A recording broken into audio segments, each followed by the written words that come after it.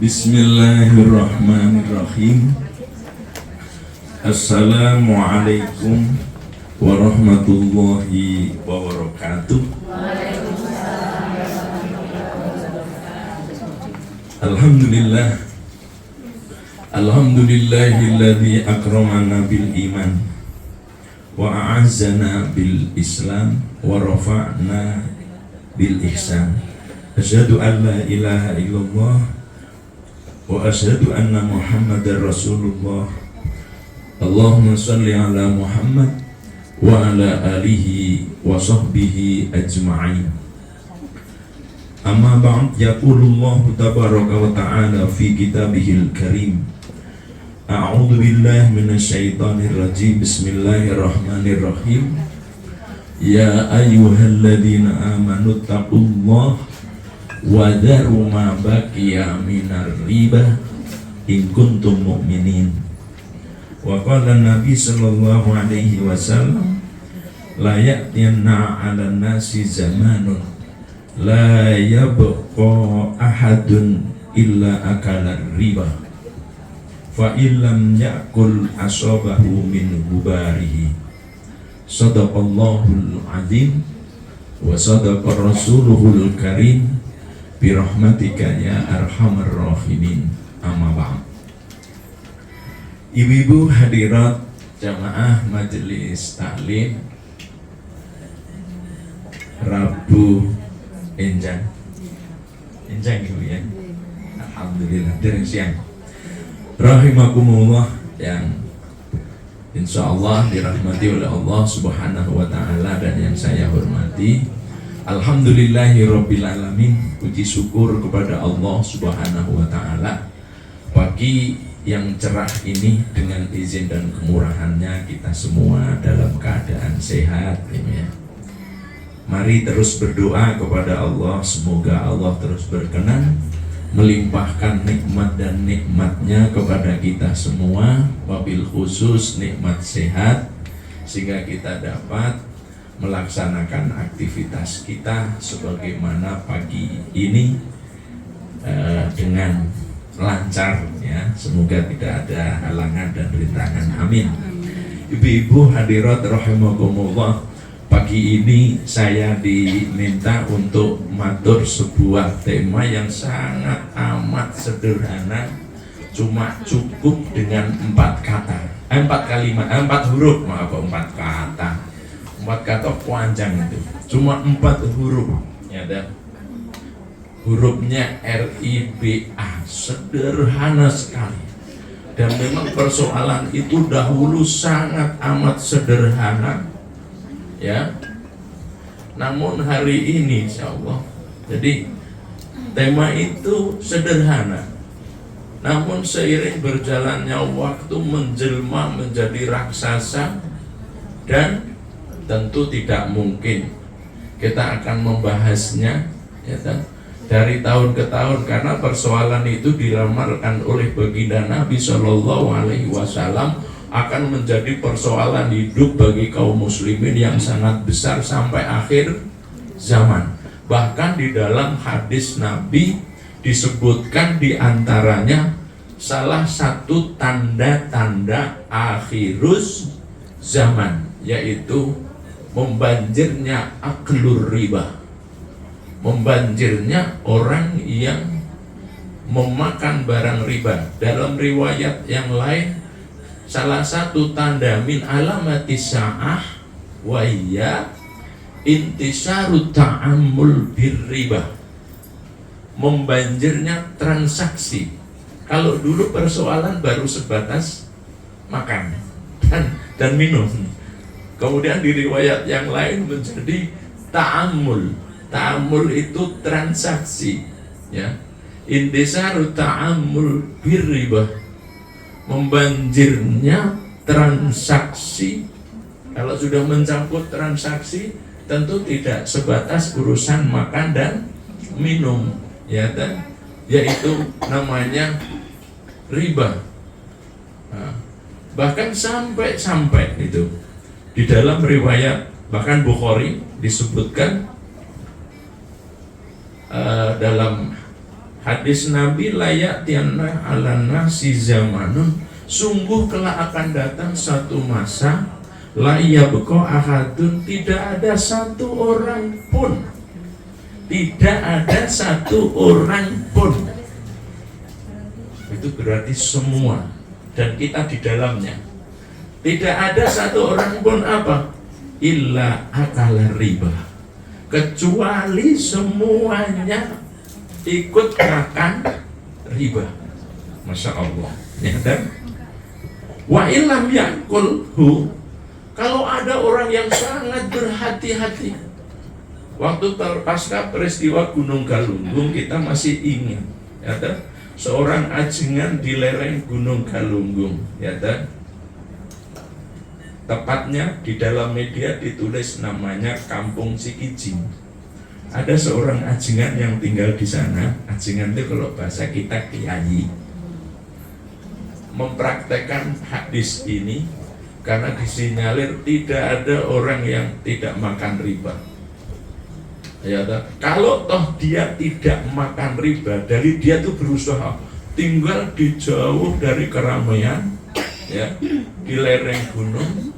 Pokoknya untuk makan dan minum, konon pokoknya yang ada di sekitar. Tapi masih dijawab oleh Rasulullah, tetap asobahu min bukharihi. Meskipun sudah berusaha seperti itu, tetap dia akan kena bukhar, itu asapnya. Asap, kalau ibu-ibu goreng daging gitu ya, di atas ada asam ya Bu. Seumpama orang di sekitar ibu nggak makan dagingnya, tapi kena asapnya, itu pesan Nabi betapa dahsyatnya transaksi riba itu di kelak kemudian hari. Kenapa saya sebut kelak kemudian hari? Karena di masa Rasulullah belum. Masa-masa sebelum juga belum akan terjadi seperti itu. Memang di dalam sejarah riba itu memang sudah ada sebelum Islam datang. Ada yang menulis riba itu memulai betul-betul memanjir pada masa Mesir kuno. Mesir kuno itu adalah pada masa Fir'aun yang kita mengerti, yaitu rajanya, pimpinannya, maksudnya raja itu Fir'aun. Menteri ekonominya Korun, teknokratnya namanya Humam. Itu adalah sampel kejahatan dunia, dan itu akan terulang terus di setiap periode. Dan itu mulainya yang namanya riba. Awalnya, sejarahnya itu, awal muncul persoalan riba itu awalnya itu dalam hal-hal kebaikan. Coba Pak Ibu, kebaikan apa? Yaitu tentang pinjam meminjam awalnya. Ya, pinjam meminjam kan baik. Ya, tiba-tiba anak saya SPP, kok SPP zaman Fir'aun rumah SPP aja. Umpama gitu aja. Tiba-tiba SPP-nya anak saya ini bulan ini sudah telat. Bu, saya tolong pinjamin. Gitu ya Bu ya. Saya pinjamin 1 bulan saja untuk melunasi SPP anak saya. Nanti tanggal 6 tak lunasi. Minjam murni diberi. Ketika tanggal 6 tiba bayar selesai. Dan itu berlaku sampai hari ini. Dan itu tidak kenal riba, tapi sejarahnya awalnya gitu. Kemudian seiring berjalannya waktu, besok lagi insya Allah tanggal mudah nanti tak lunasin. Ternyata ganti bulan belum bisa melunasi, dan itu terus terjadi di pihak lain. Umatnya Fir'aun itu namanya Yahudi yang diselamatkan Nabi Musa itu berawal dari pinjam meminjam, tolong menolong. Akhirnya muncul pikiran yang buruk. Ini terus ya Pak Dewe tekar, lah terus piye? Yo nek telat kudune dikai. Nah gitu. Ini harus ada penalti dong gitu. Biasanya kalau utangnya 10, nek kowe telat ra iso bayar, mestinya ada penundaan, boleh ditunda. Tapi resiko harus ada perhitungan. Disitulah muncul pertama. Dan dalam istilah fikih Islam, kisah itulah yang disebut nanti namanya riba jahiliyah. Jadi riba jahiliyah itu berawal dari gitu, hutang piutang, pinjam meminjam, yang mestinya ketika jatuh tempo belum bisa melunasi sebagai imbalan pengganti penundaannya, maka kemudian dikasih tambahan. Dari kata tambahan itu, sebelum itu belum kenal kata riba. Karena ada kata tambahan dalam bahasa Arab, robba, ya rubu, itu artinya zada yazidu. Maka kalau disebut riba dalam bahasa Arab artinya ziyadah. Ziyadah itu tambahan. Dek wingi ngutangi 10, karena deadline 1 bulan nggak bisa bayar, maka boleh saja diutang terus, tapi besok kembalinya jadi 11. Setelah ada tambahan-tambahan itulah kemudian muncul istilah. Istilah itulah yang kemudian memakai bahasa Arab namanya riba. Jelas ya? Jadi awalnya baik muncul istilah. Dan ini masih tahapan-tahapan biasa, masih ala jahiliyah dahulu. Cuma karena yang namanya pinjam meminjam, hutang piutang itu dalam kehidupan manusia namanya hakul adami. Ngerti Bu? Hakul adami. Hakul adami itu artinya ya wis persoalan yang berkisar di kita, anak Adam. Rene jenenge menungso ki ora pernah minjam, ora pernah ngutang. Benar, Bu? Coba yang rawuh ini ada yang belum pernah ngutang sama sekali. Ya? Ya benar. Itu hakul adam, itu wajar saja. Lah, akhirnya berkembang membudaya. Yang dulunya 1 bulan tepat, 1 bulan tepat. Alah ya saiki sesuk tanggal nomor 2 plesiran saya tinggo sik wae, ra apa-apa, sok nambah 1. Bener lho ya. Mestinya wis iso nyaur tadi pinjam 10, karena kalau kena penalti paling-paling nambah 1 jadi 11. Akhirnya berkembang lama. Terus yang lain ikut. Karena semakin banyak terjadi transaksi seperti itu, akhirnya tambahan-tambahan tadi itu juga ikut membudaya.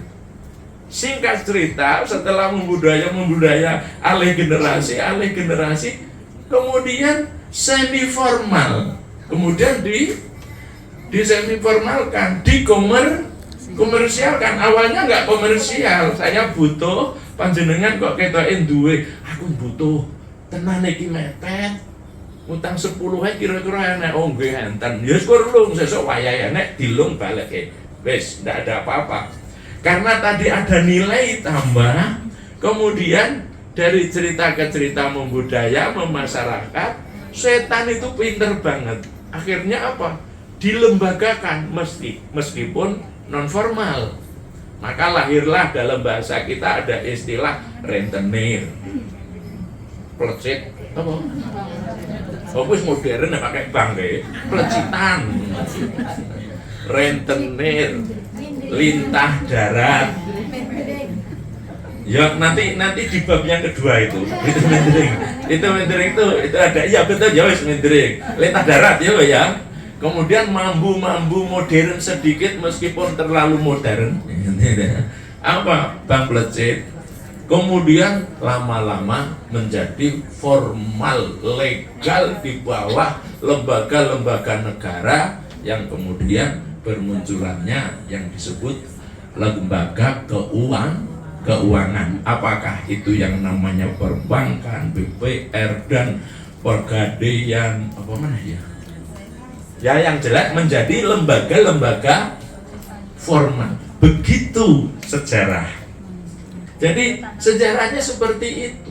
Lah, kemudian berkembang yang sekarang sampai ada istilah, tidak ada dalam dunia sosial perekonomian yang tidak akan bersentuhan dengan lembaga-lembaga seperti itu. Jadilah PR besar bagi kita kaum muslimin.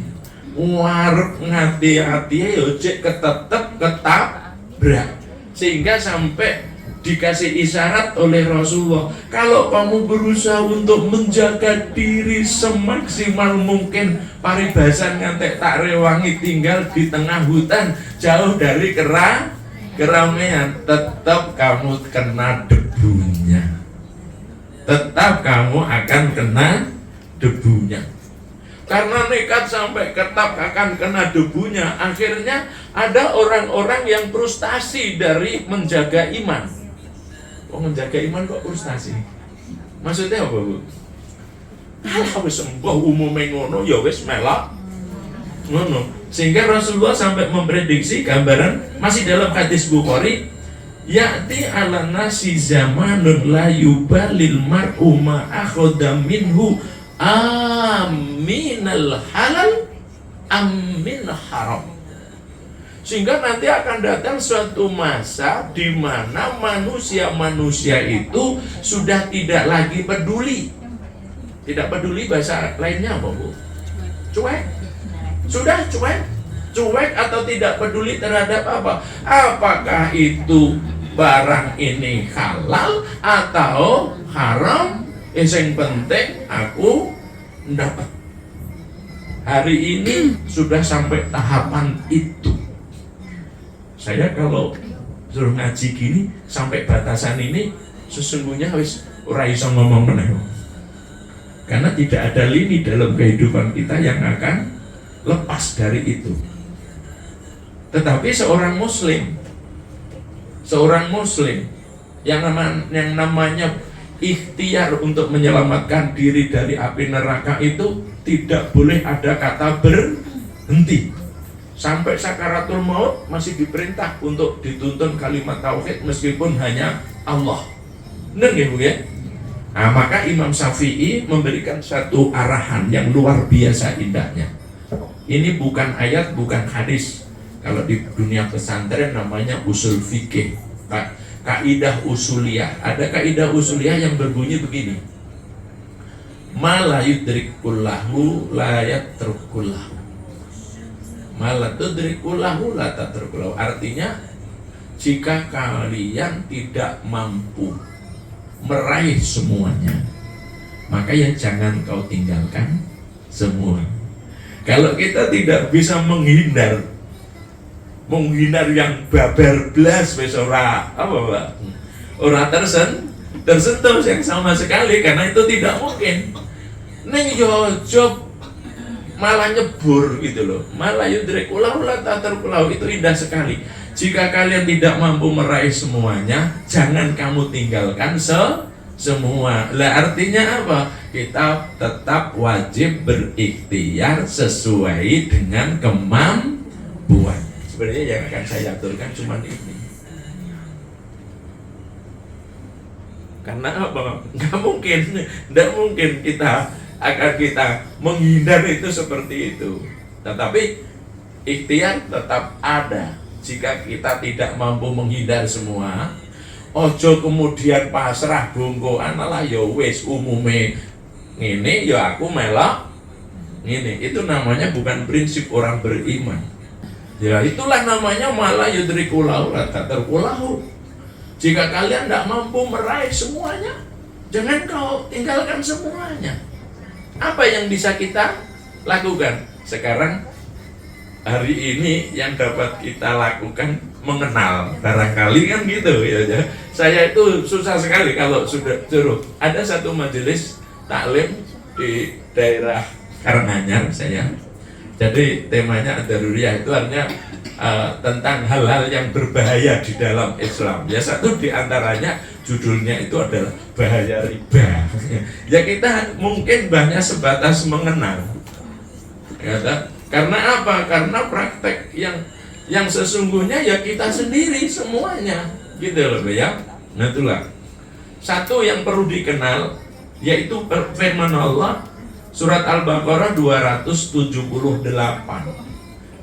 Al-Baqarah 278 Allah berfirman, ya ayyuhalladzina amanu ittaqullah wa daru ma baqiya minar riba in kuntum mu'minin.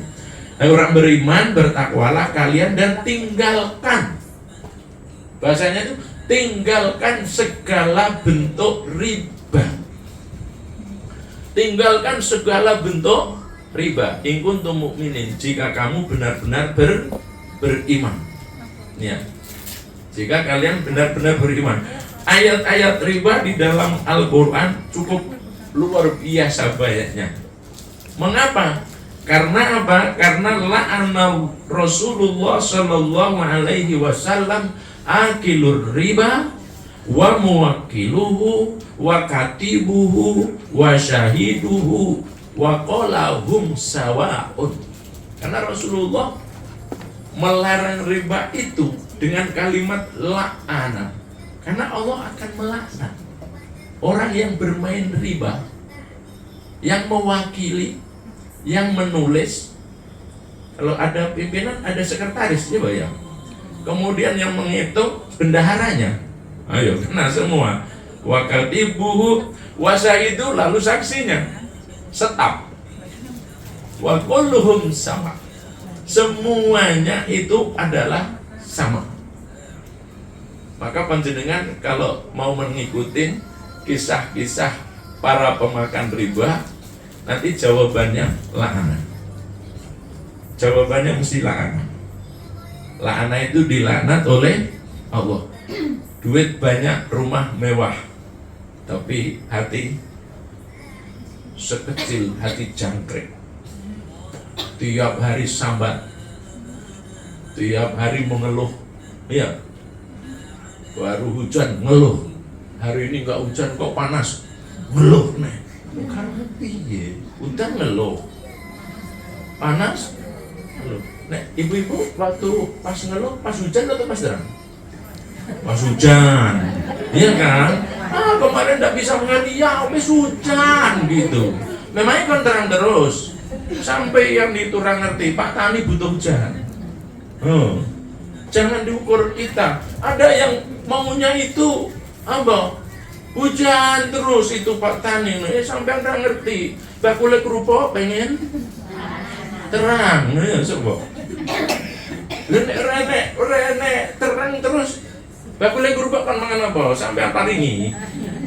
Ya jaluk yang ngerti Pak Tanya, aku jaluk berase, aku ndongamu dan terus kita ngeluh itu luar biasa. Nah di sini bentuk-bentuk la'anah terkecil. Kasus-kasus nyata di antara kita kadang-kadang sudah ya dah duit itu kayak itu laku macam mantol. Nah itu namanya la'anah. Hati-hati. Duit ki golek gampang, nek kok orang nek sing cuma ada. Kemarin tuh ada seorang konsultan tanya itu, seorang ibu pegawai perusahaan swasta, ya gajinya 1 bulan 28 juta. Mau ngantek tua itu suruh kenal bangsa sampai samun. 1 bulan 28 juta, sudah kerja di perusahaan itu 23 tahun. Ini yorong di rumah. Lah aku ki ngopo ngono coba. Untung ra teko aku.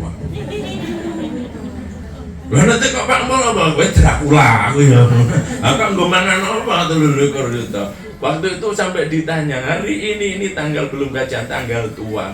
Memang saya dapat fasilitas kendaraan dari kantor, tapi benar-benar dalam dompet saya tinggal ada uang 1,5 dan di rumah tidak punya tabungan katanya. Ngono ki ya enek. Kok aku ya mau ngenek ngono lho Bu ya. Tapi kadang kala ada ya toh.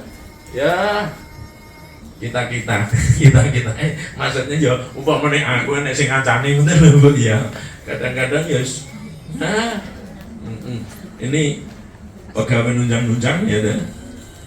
Lah enggak pernah dapat tunjangan gimana? Sampai dapat tunjangan enggak. Lah terus apa? Ya nunjang-nunjang kan gitu. Tapi qadarullah ya toh, pergi ada kendaraan ya cik iso nglinding. Ini ya. Ngantuk mau tidur ada rumah tempat berteduh. Di sini. Yang perlu ini sebenarnya tema syukur kalau itu ya Pak ya. Kembali ke tema ini. Ini kita bicara yang namanya tadi riba. Jadi sampai seperti itu.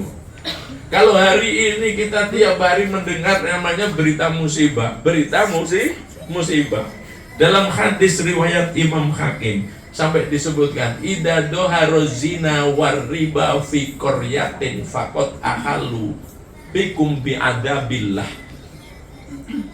Jika perbuatan zina dan riba ini sudah dilakukan di sebuah negeri secara terang-terangan, maka yang demikian itu sama dengan faqad ahalu, sama dengan monggo ke apa?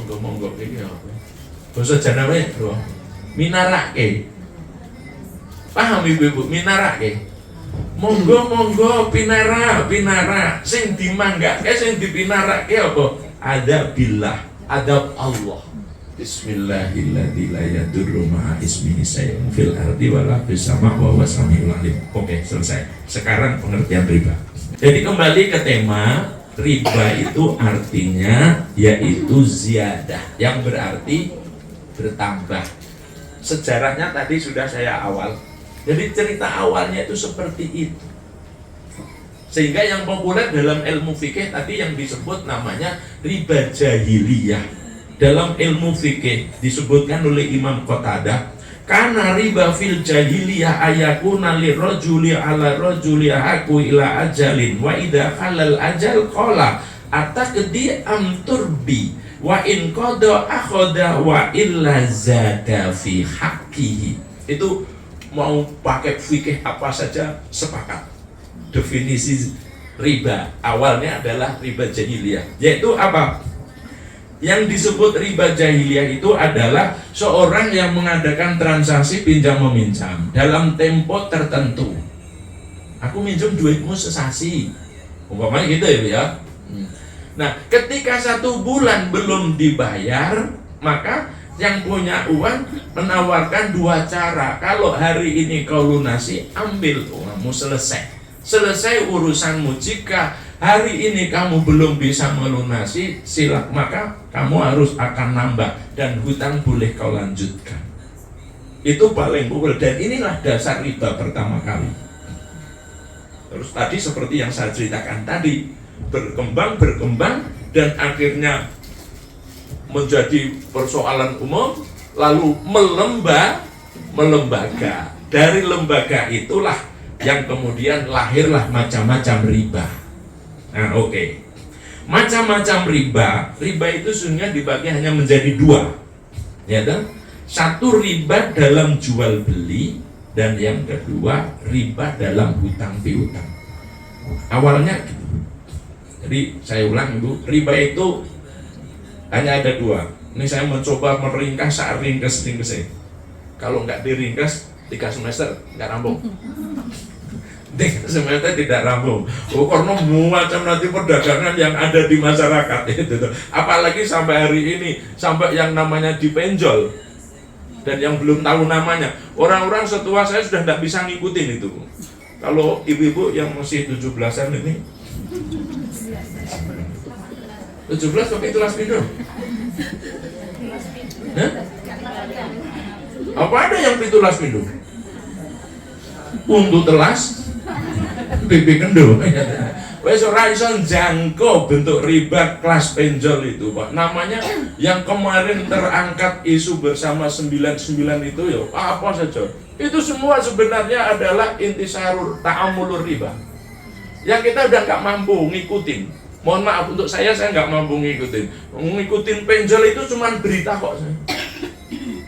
Artinya dari kisah 2 tadi sekarang membanjir sampai di penjol atau yang disebut dengan online. Wah, apa saja ya Bu ya. Itu subhanallah. Kita sudah nggak akan bisa ngitung jumlah itu.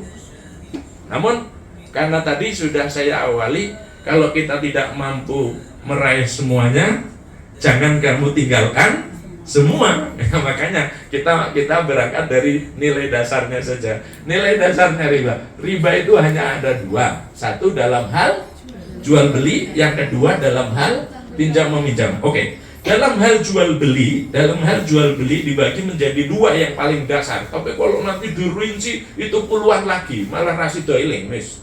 Mulai hilang kabeh wis. Dalam jual beli itu ada dua hal. Satu yang disebut riba fadlun.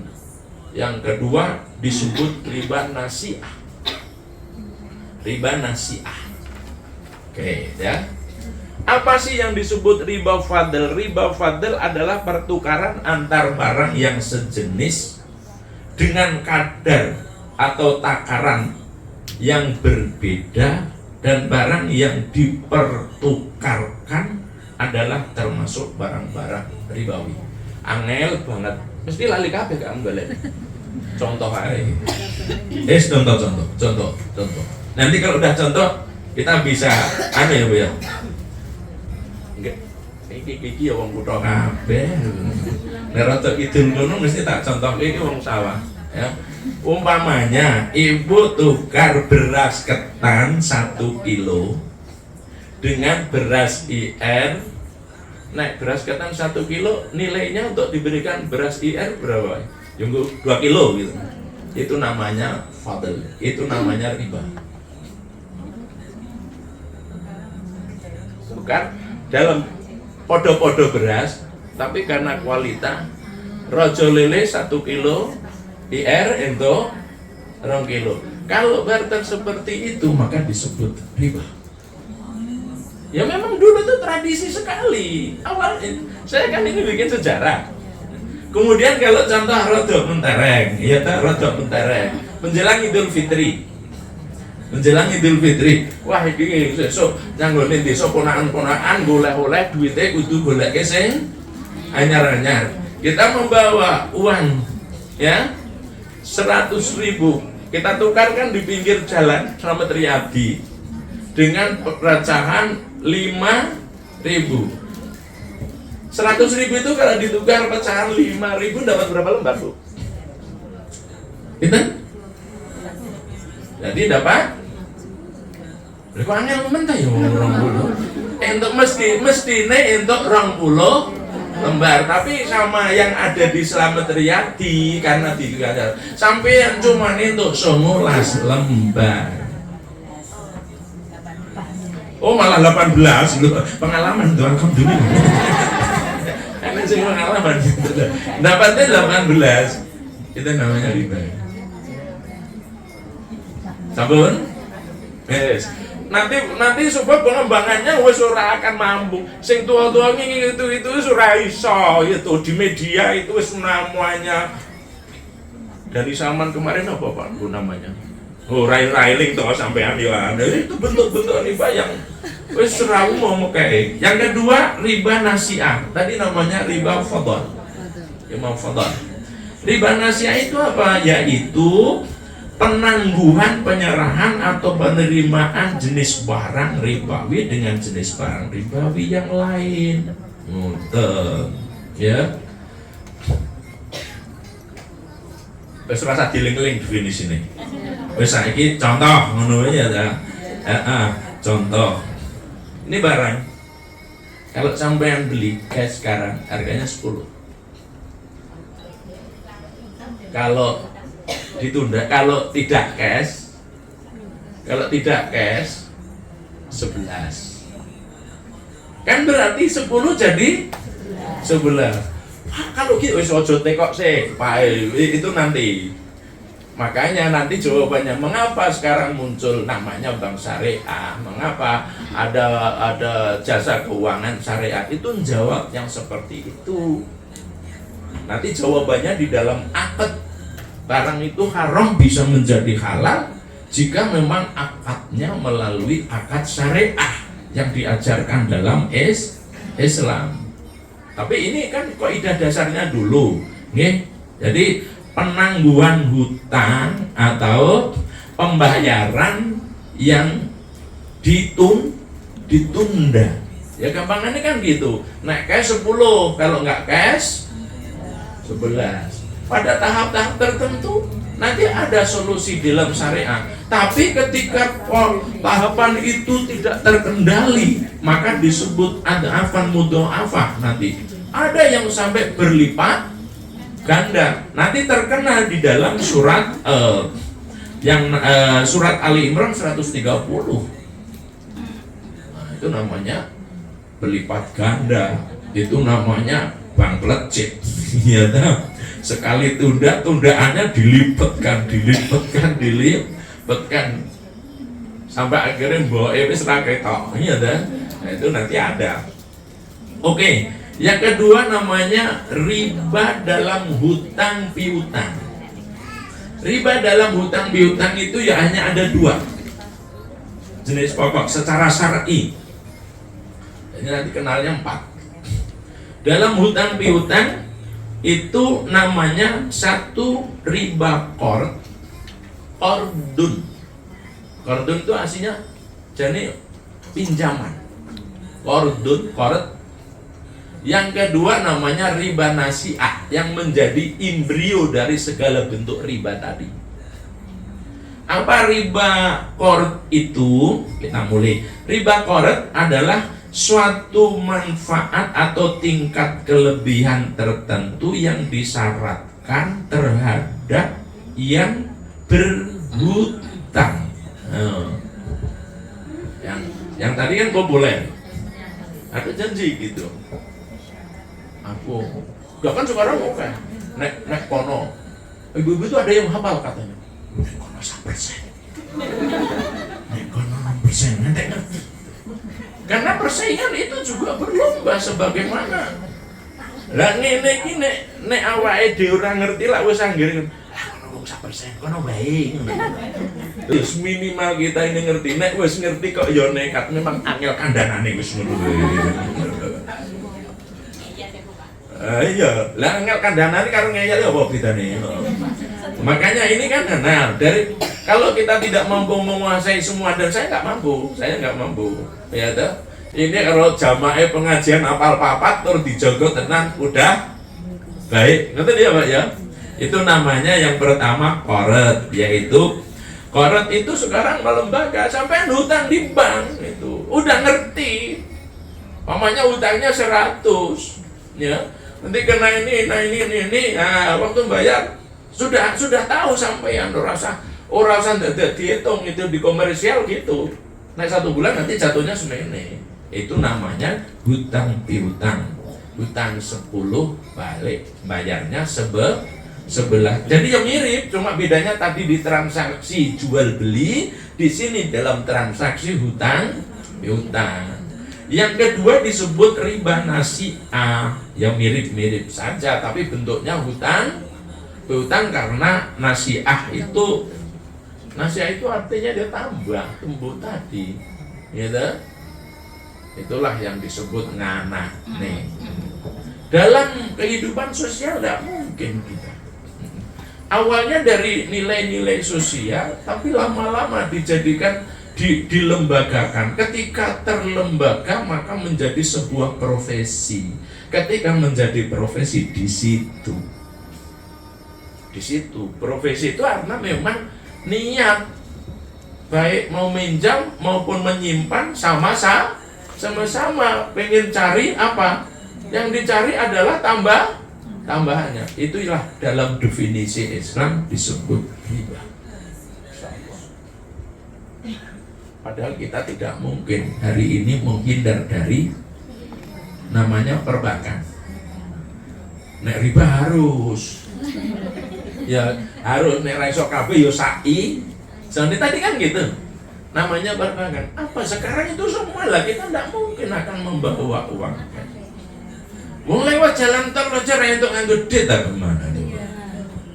Yo mandek-mandek tenan kok duit 100 yo ora payu kok. Dadak numpang. Coba. Bahkan kadang sekarang ke mall, ke tempat-tempat tertentu. Memang uang itu hanya simbol kok, bagaimana? Dan kita tidak akan bisa transaksi kalau kita tidak punya rekening ujung-ujungnya kan begitu. Nggak bisa. Nah coba. Maka 4 hal tadi yang harus dijaga. Konsep dasarnya aku ndongak duit ngono alat.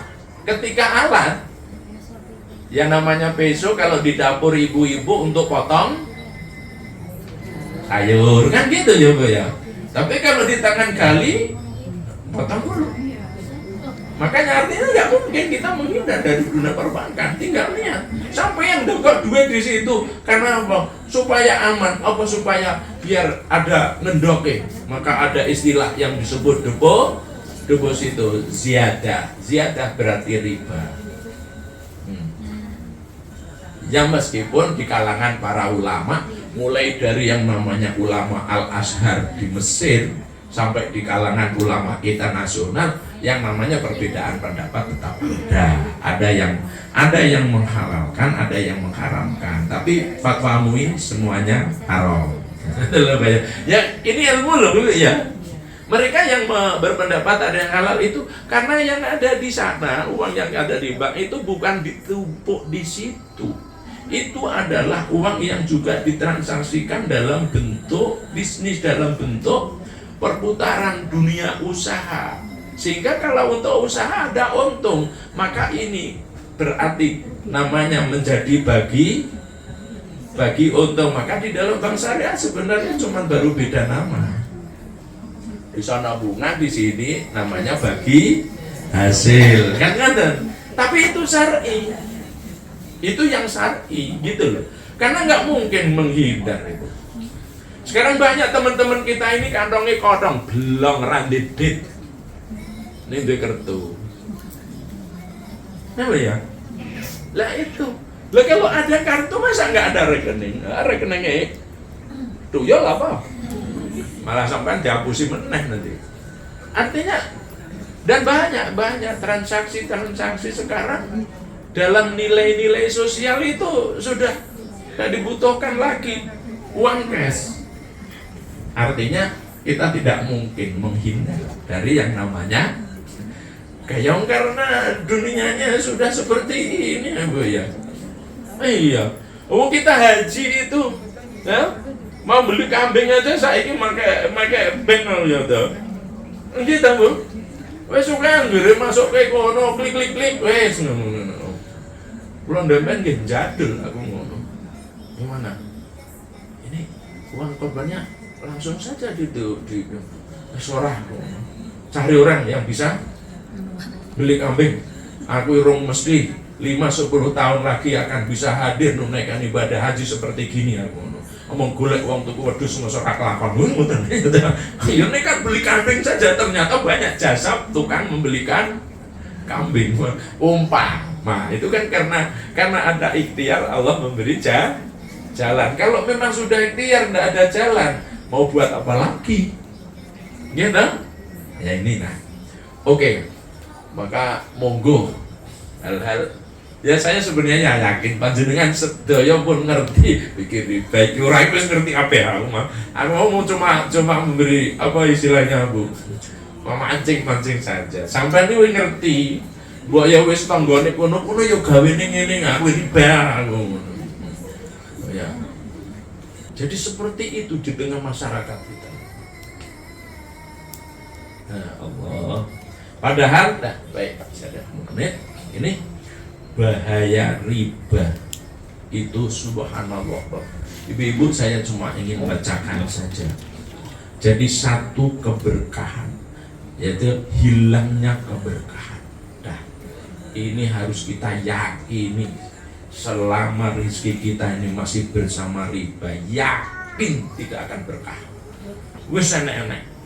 Yo mbuh. Ya toh. Wes tinggo fitness tinggo ini malah loro. Coba olahraga ben sehat ya Bu ya. Heeh. Tinggo piknik ben seneng-seneng. Lho akeh mulai saka piknik malah padu karo bojone.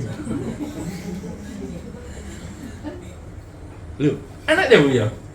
Malah ngerti jak dodolan rono. Jane yo apik tempat piknik e. Nek karena barangnya riba. Dingge nyekolahke anak karep iki ben apik. Ya Bu ya. Alah malah ake SMP malah metengi anake wong gitu tuh. Lah yo wis judeng. Jadi kasus-kasus sosial yang hari ini kita lihat itu seorang muslim kacamata pertama, jangan-jangan rezeki yang dipakai tidak halal. Tet, wis. Aku ora maca hadis wis sampean ngerti dhewe wis wakil banget ini. Ini saya tulis sebenarnya hadis riwayat Imam Ibnu Majah. Yang kedua, kegelapan hati dan menjadikan malas untuk beribadah. Yang ngapunten ibu-ibu, kalau masih ada suami-suami kita ini subuh jaknya masjid si aneh. Wah, alhamdulillah sampean hormat kabeh karo suami wis. Karena sing ngaku. Lah meneng kabeh kan berarti hormat sama suami ya, Bu ya. Kalau loh, padahal saya tadi kalau itu ada kok abote manja. Ibadah kontrol, self controlnya adalah gek rezeki ini dua. Ini yang kedua. Jadi membuat hati gelap, membuat organ tubuh malas untuk beribadah. Lu niki hadis Nabi riwayat Imam Nabas agak panjang. Nah waktu saya kejar tiga tidak diterima doanya, wis ndonga sampai ndumbli lambene wis pokoke nek sing nganggo rezeki riba wis. Kanjeng Nabi sempat marah, ada orang yang kerjanya doa, rambutnya sampai gimbal karena nggak sempat menyisir. Itu hadis populer ya, dimuji terus malah dilambek ke karo Kanjeng Nabi. Lambemu pindina ndonga, kowe ra krasa lambemu haram. Ya ta? Ambil haram, yang kau makan haram, kebutuhan kamu haram. Lalu ditanya sama Rasulullah, kok kamu tiap hari di masjid? Iya. Apa kamu nggak punya keluarga? Alhamdulillah punya. Apa kamu belum punya anak? Alhamdulillah saya sudah punya. Lu kok kamu tiap hari di sini? Iya, alhamdulillah. Sedulurku sugih, saudaraku kaya yang memenuhi kebutuhan. Rasulullah marah-marah. Aneh. Oke. Ya Allah, wa mat'amuhu haram wa masrabuhu haram. Yang keempat, tidak diterima sedekah. Sekarang ini banyak orang-orang yang ngajak patungan sama Allah. Ngece tenan. Allah diajak patungan. Korupsi 1.500.000.000 untuk bangun masjid. Ini namanya ngajak patungan ke Allah. Bangun masjid. Iya toh? Habisnya berapa? 2M. Korupsinya berapa? 5M. Mau cipadi teluk. Dikira itu bisa. Bangun no masjid di setiap kampung, gak ada yang diterima. Andai kata wahyu masih turun, suruh bakar rumah itu. Nah, ibu-ibu dengan namanya Masjid Dirar yang dibangun oleh Ubay bin Salul di hadapan Kanjeng Nabi SAW. Bisa tuh. Ini. Jadi harta riba itu dimakan ramberkahi, nggung didik anak yo ora dadi apik, sedekahke yo ora ditampa, nek ditumpuk nek ngomah magrong-magrong besok ajeng digiyandulke ning gulune nek yaumul mahsyar, sehingga orang lain lari sampai di surga, dia masih hepek kabutan gawa bondo. Maka Utsman bin Affan waktu itu dua kok kan lah dilalang rubah sedekah ki malah dagangane laris to, ora miskin-miskin kemarin. Utsman maaf ya. Utsman bin Affan itu hanya ora kelong-kelong gitu.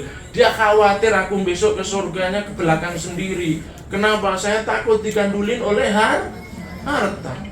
Sampai hari ini sedekahnya Utsman bin Affan yang terkenal Bi'r Utsmani di Madinah menjelma menjadi hotel bintang 5 lantai 15 yang berisi 123 kamar.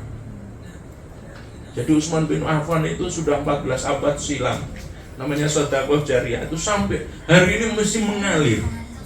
Panjenengan hitung di Madinah rank 1 itu satu malam berapa bayarnya ya Bu ya? Itu umpama satu malam untuk kira-kira 3 juta. Kalau 223 kamar itu setiap hari sedekahnya Utsman tuh dari nilai sumur tuh kurang lebih 1M tiap hari. sampai hari ini. Itu real ada. Ya Allah. Kawede itu apa? Malah golek-golek sing tambah ngene. Dongane ra ditampa, disedekahke ora. Ra ditampa doa enggak dijawab, sedekah enggak terima. Kelima, di akhirat pasti neraka. Dan yang terakhir, pengundang adab Allah. Alhamdulillah min pengundang adab Allah. Maka seorang muslim itu kalau setiap ada musibah, ya Allah, dosa apa yang sedang kita lakukan? Maka ya ibu-ibu hadirat, tema kita pagi ini semoga bermanfaat. Konsep dasarnya, kalau kita nggak mampu meraih semuanya, jangan ditinggalkan semuanya. Jadi pengertian itu, karena kalau kita membahas yang namanya macam-macam riba itu, kita dengar penjol saja sudah gedek, kita nggak akan bisa mengikuti. Itulah yang namanya riba. Semoga bermanfaat. Dari kami cukup sekian. Terima kasih atas perhatian ibu-ibu hadirat. Semoga kajian kita pagi ini bermanfaat, diridhoi Allah dan diberkahi. Mari kita akhiri dengan berdoa. A'udzubillahi minasyaitonirrajim. Bismillahirrahmanirrahim. Allahumma shalli ala Muhammadin wa ala alihi washabihi ajma'in. Walhamdulillahi rabbil alamin. Rabbana ighfir lana dzunubana wa israfana fi amrina wa tsabbit aqdamana fansurna 'alal qaumil kafirin. Rabbana la tu'akhidna in nasina aw akhtana. Rabbana wa la tahmil 'alaina isran kama hamaltahu 'alal ladzina min qablina. Rabbana wa la tuhammilna ma la taqata lana bihi wa'fu 'anna waghfir lana warhamna anta maulana fansurna 'alal qaumil kafirin. Rabbana dzalamna anfusana wa illam taghfir lana wa tarhamna lanakunanna minal khasirin. La ilaha illa anta subhanaka inna kunna minadh dhalimin. La ilaha illa anta subhanaka inna kunna minadh dhalimin. La ilaha illa anta subhanaka inna kunna minadh dhalimin. Wa sallallahu ala sayyidina Muhammadin wa ala alihi wa sahbihi ajmain. Subhanaka rabbika rabbil izzati amma yasifun wa salamun alal mursalin. Walhamdulillahi rabbil alamin. Assalamualaikum warahmatullahi wabarakatuh.